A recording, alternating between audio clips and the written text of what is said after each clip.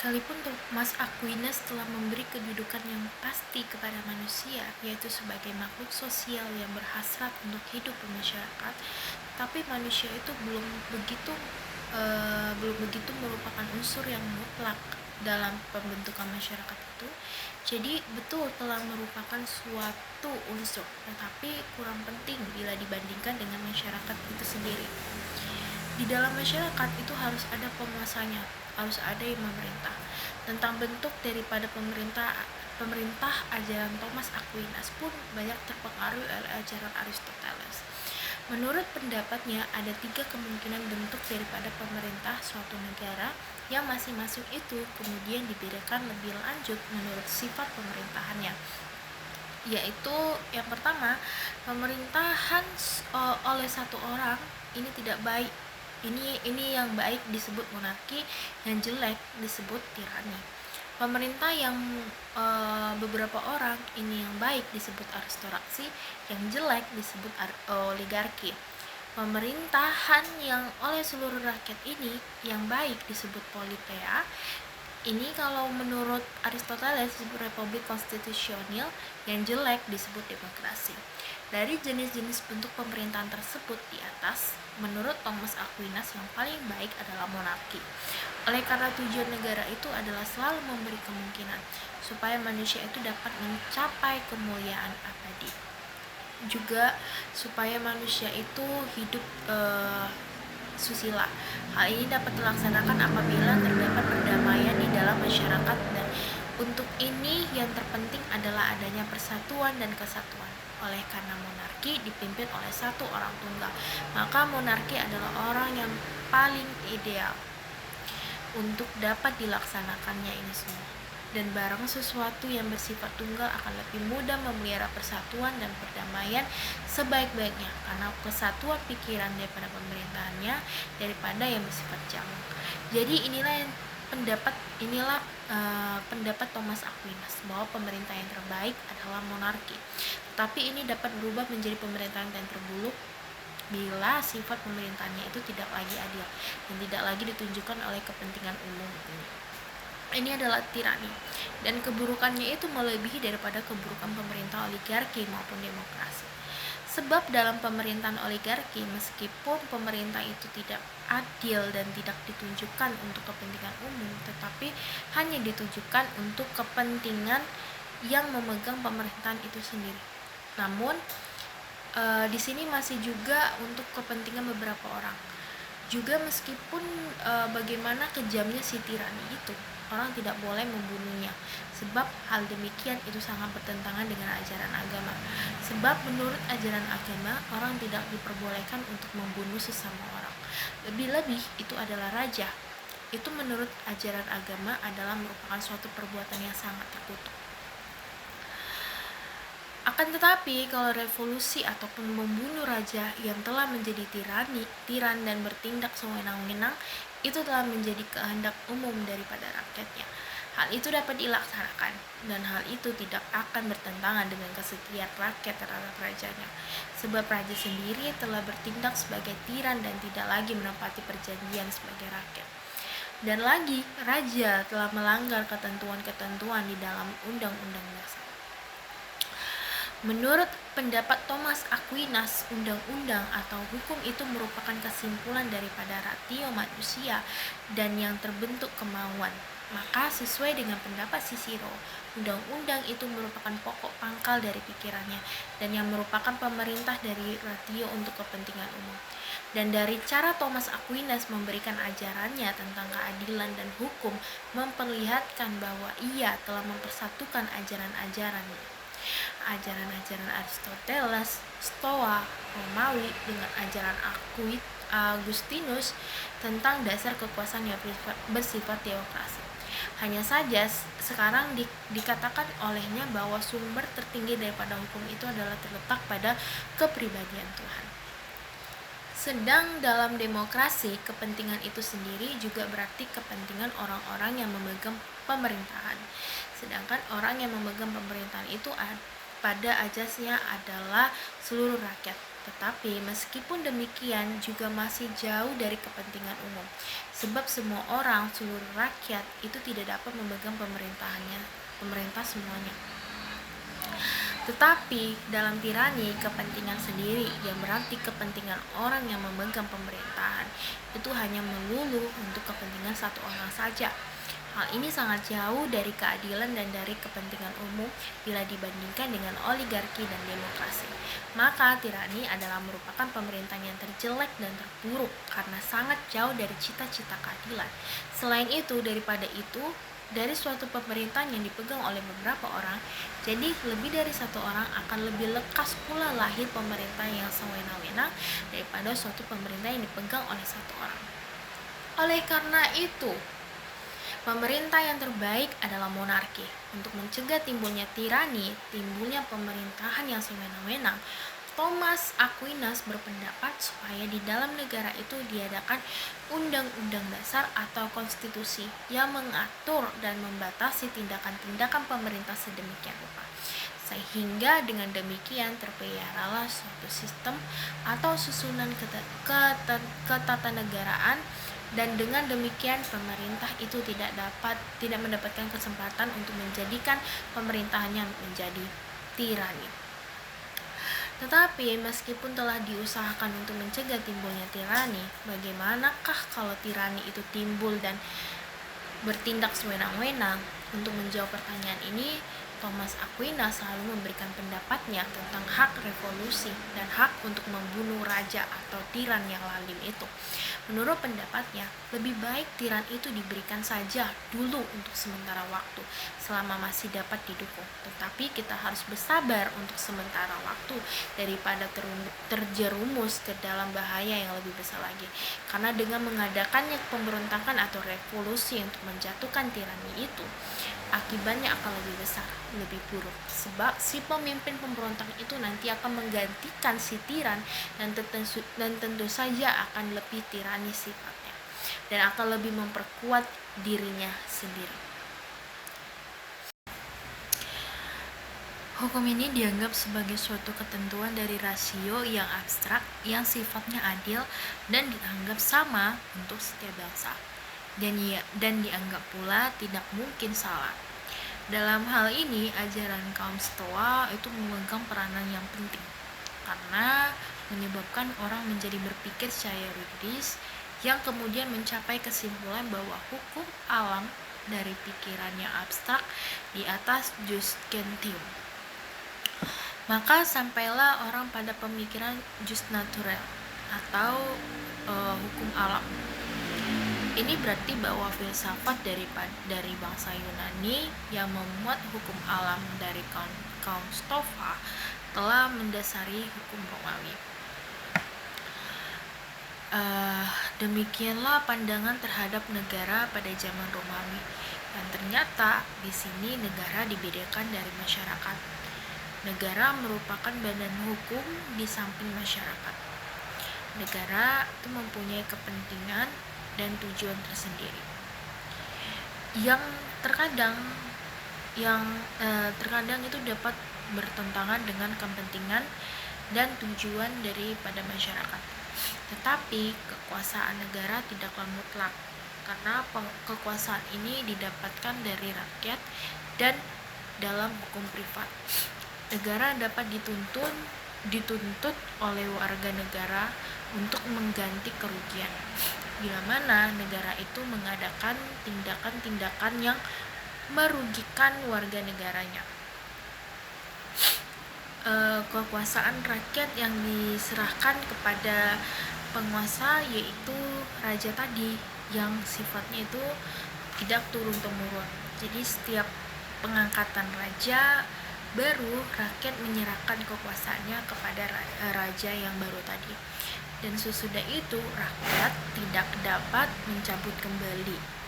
Hal inilah yang memberi alasan bagi penguasa untuk bertindak sebagai diktator, dan hal demikian memang permulaan terjadi, yaitu kira-kira pada tahun 48 sebelum Masehi. Julius Caesar yang menjadi seorang diktator untuk seumur hidup yang mengakibatkan Romawi yang demokrasi kemudian menjadi sebuah monarki. Tetapi sekalipun demikian, kekuasaan negara yang tertinggi tetap ada pada seorang rakyat yang berasal daripada rakyat itu sendiri. Jadi, anggapan mereka tentang kekuasaan kaisar sama dengan kekuasaan raja. Terhadap keadaan yang demikian ini, Polybius menyatakan bahwa Romawi merupakan pemerintahan yang mempersatukan unsur-unsur demokrasi, aristokrasi, dan oligarki. Polybius ini adalah salah satu seorang ahli pemikir besar tentang negara dan hukum pada zaman Romawi. Pada umumnya, teori-teori kenegaraan pada zaman Romawi itu tidak menunjukkan buah pikiran yang asli, karena mereka dalam banyak hal itu melanjutkan saja ajaran-ajaran dari sarjana-sarjana klasik atau sarjana-sarjana dari Yunani.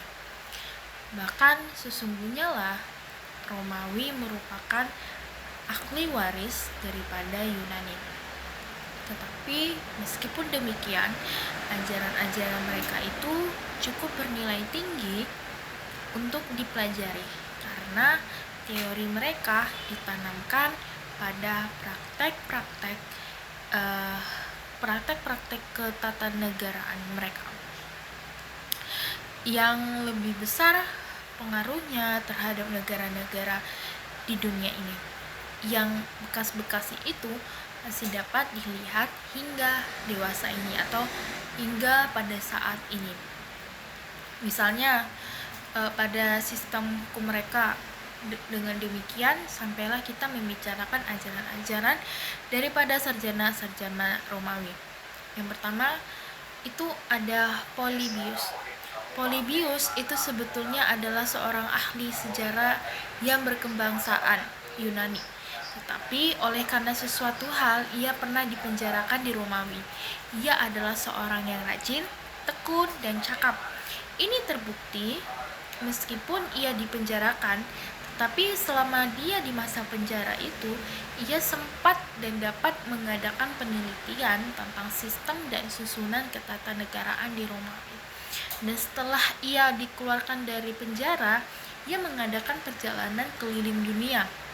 Antara lain, dia pergi ke Afrika. Tujuannya tidak lain adalah untuk mengadakan penelitian. Dan pernyataan dari hasil-hasil penelitiannya itu, ia dapat menghasilkan suatu teori kenegaraan yang mengagumkan, antara lain teori tentang perubahan bentuk-bentuk negara. Ajarannya itu kemudian terkenal dengan nama Silius Theory. Nah, karena menurut Polybius bentuk negara atau pemerintahan yang satu sebenarnya adalah merupakan akibat daripada bentuk negara yang lain yang telah langsung mendahulunya.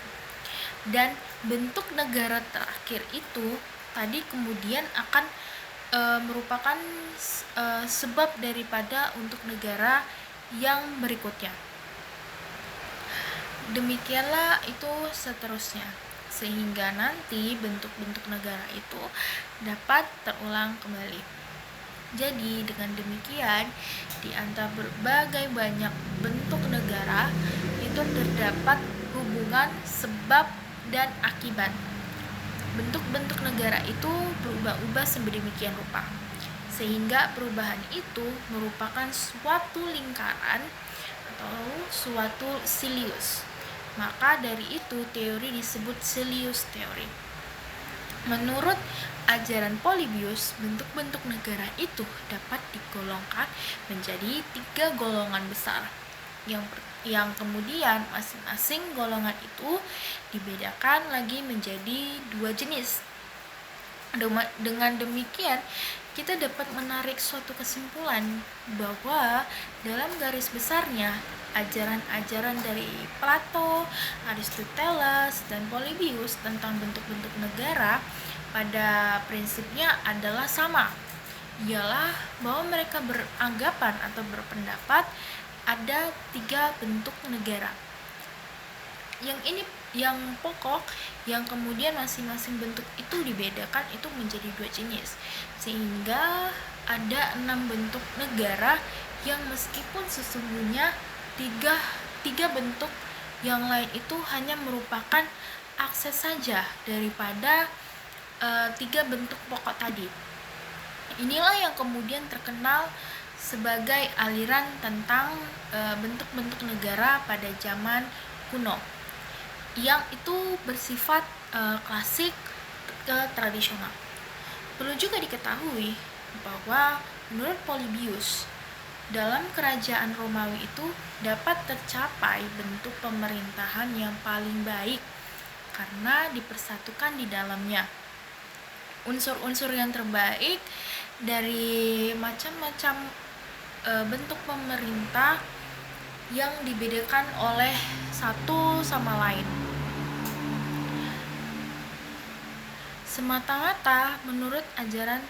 Semata-mata itu semua menurut dari ajaran Aristoteles.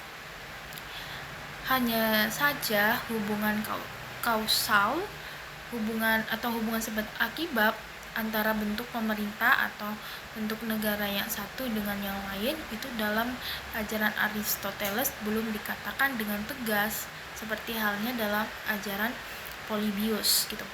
Hubungan sebab akibat itu oleh Polybius diterangkan sebagai berikut. Di dalam stadium imperium ini, bangsa Romawi banyak mempergunakan ajaran kaum Stoa yang diciptakan oleh Zeno.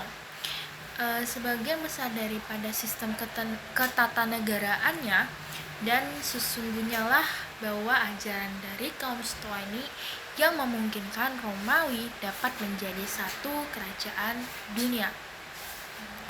Selanjutnya, karena ajaran kaum Stoa ini bersifat universalistis, yaitu yang tidak terbatas pada city-state saja seperti universalismenya bangsa Yunani, tetapi universalisme dari kaum Stoa telah meliputi seluruh dunia yang bersifat kejiwaan.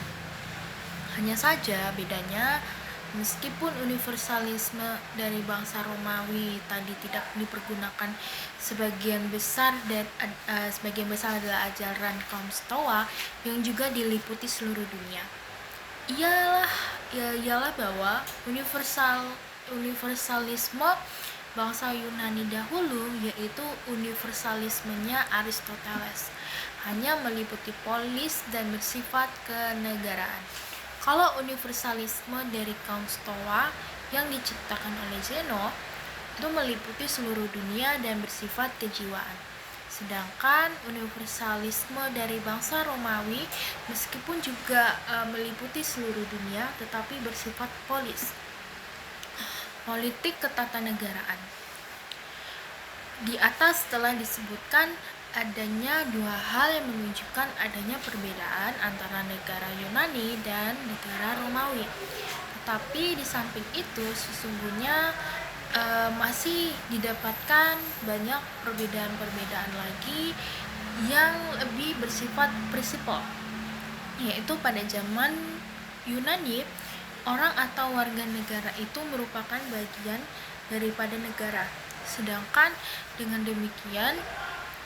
sehingga dengan demikian warga negara tidak mempunyai hak apapun dan tidak dapat mengajukan gugatan-gugatan terhadap negara. Sedangkan pada zaman Romawi orang atau warga negara itu dipisahkan dari negara, yang keadaannya itu masing-masing diatur oleh hukum dan yang berkelainan. Hubungan antara warga negara yang satu dengan yang lain itu diatur oleh hukum privat atau kita sebut dengan yang biasa kita sebut dengan hukum perdata, sehingga mereka merasakan adanya kepastian hukum karena persengketaan antara mereka akan diadili berdasarkan imbangan yang objektif. Sedangkan hubungan-hubungan yang menyangkut negara diatur oleh hukum publik yang biasa kita sebut dengan hukum pidana. Jadi dengan demikian, baik individu ataupun warga negara maupun negara-negara masing-masing mempunyai hak-haknya sendiri. Bangunan hukum dari bangsa Romawi yang didasarkan atas perbedaan antara hukum privat atau hukum perdata dengan hukum publik ini atau hukum pidana ini semata-mata adalah hasil dari pikiran yuridis yang menyebabkan negara Romawi itu menjadi negara yang sangat termasyur. Selain daripada itu, kalau bangsa Yunani dahulu masih selalu mencampur adukan dalam arti itu belum memisahkan antara hukum dengan kesusilaan, sehingga sifatnya itu kaku. Lagi pula belum memisahkan antara pengertian negara dengan pengertian masyarakat itu sendiri. Sedangkan kalau bangsa Romawi telah melahirkan cara berpikir yang bersifat yuridis, murni dan praktis.